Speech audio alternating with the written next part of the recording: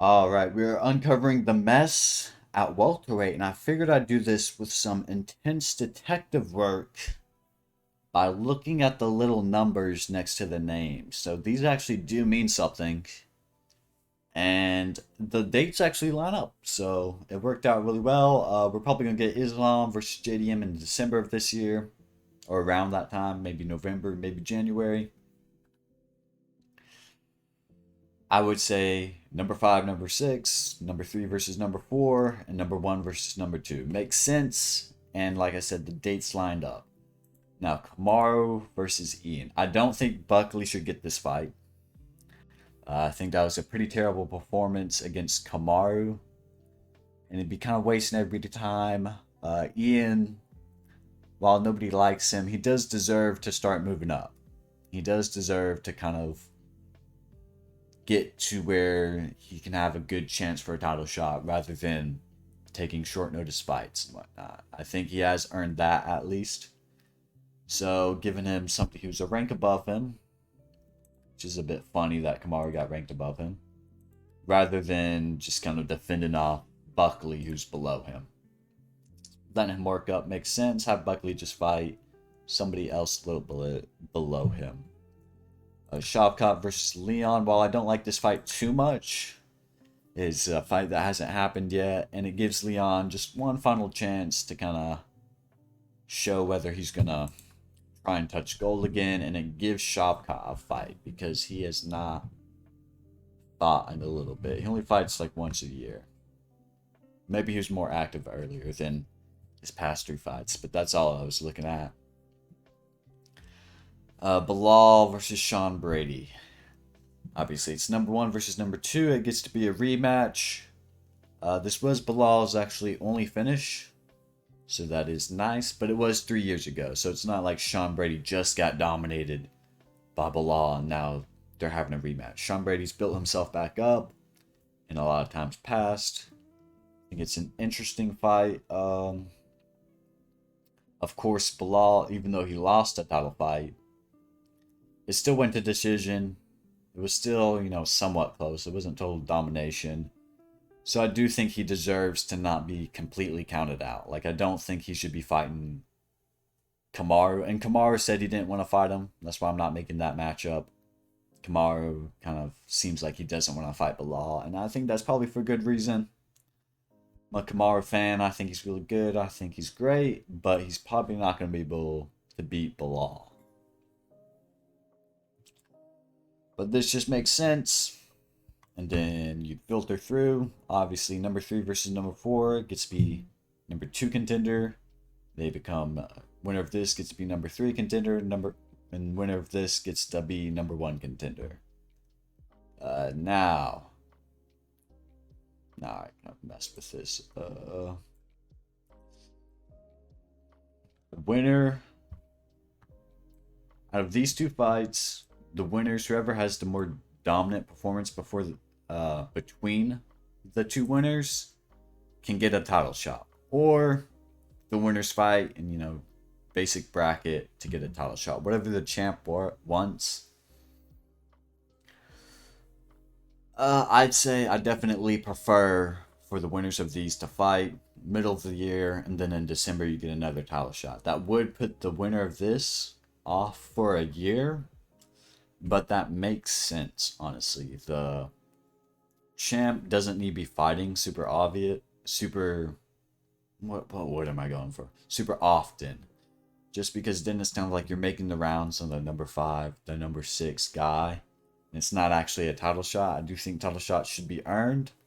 But also, if JDM wins, then he has a title win and a defense, so he does have something to actually sit on, even though it's just a win against a 55er.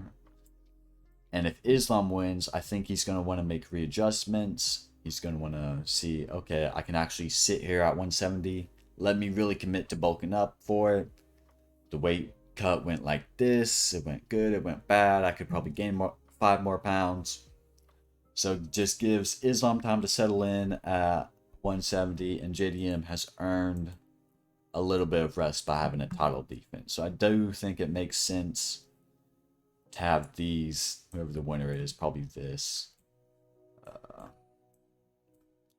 bracketed out for a title shot. And then between these two, they become number 3 contender. Let's just say Marty wins. And then he can fight Belal. Or if Ian Garry wins, and then he can fight Belal, which gives a great chance because Belal was just champ just a few months ago. I guess by the time this happens, not a few months ago, but he's the most recent champ besides JDM or Islam. So it gives an actually incredibly valid win. Even though Belal, you know, they're going to be fighting somebody coming off of a loss. But if it's Belal, you know, it's the champion who lost. Where I guess it could end up being Sean Brady. Could end up being Shavkat. Either way, that's still good. It gives Ian Garry a fight against Shavkat if, say, Shavkat lost. Which would be, you know, a rematch on actually full camp. Kamaru gets to fight Shavkat. That's just an interesting matchup to see, you know, what happens. How can Kamaru deal with a guy who's pretty elite in the division, has been pretty hyped up. But of course, you know, like I said, you could have Kamaru versus Belal. I'm just playing with a times table because it's like there's 5 different situations that could happen. Doesn't really matter, honestly. Besides, the only thing I really care about is just the winners fight against each other, and then whoever wins that gets a title shot. That's mainly what I'd want, what I care about, what happens after these 3 fights. I do think these are the fights to be made. Like I said, Buckley doesn't really deserve anything. It makes sense just line it up. Number 5, number 6, number 3, number 4, number 1, number 2. And like I said, the dates work. If you want to jumble it around, I don't really see why you would do it or how you would do it. Sean Brady already fought Leon.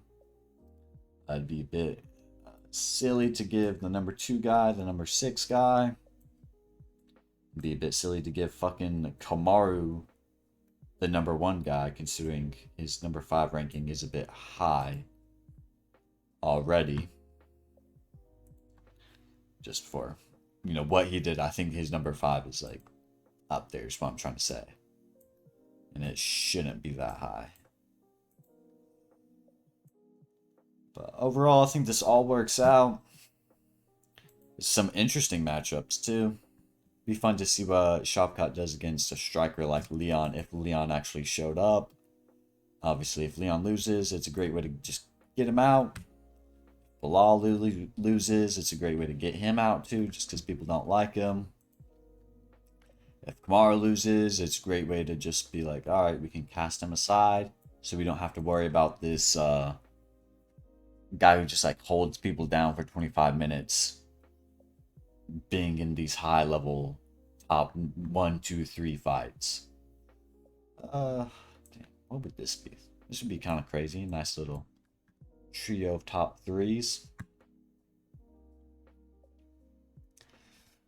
But overall, solves all of the problems. All of the dates line up, like I said. And it just makes a little bit more sense than what else I'm saying.